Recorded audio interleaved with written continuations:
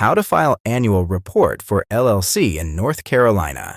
Ensure you have the official name of your LLC, have the current address of the LLC, include the name and address of your registered agent, visit the North Carolina Secretary of State's website, navigate to the business registration section, and find the annual reports page. You can also directly access the online filing system here. If you choose to file online, create an account or log in to your existing account, fill out the annual report form, and submit it electronically. Download and print the annual report form, complete it, and send it to North Carolina Secretary of State Business Registration Division, P.O. Box 29622 Raleigh, North Carolina 276-260622. The fee for filing an annual report is $200 if filed online and $250 if filed by mail. Payment can be made using a credit card online or by check, money order if filing by mail.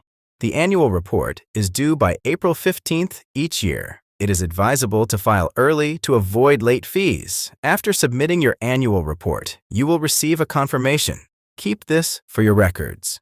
You can check the status of your filing through the North Carolina Secretary of State's website.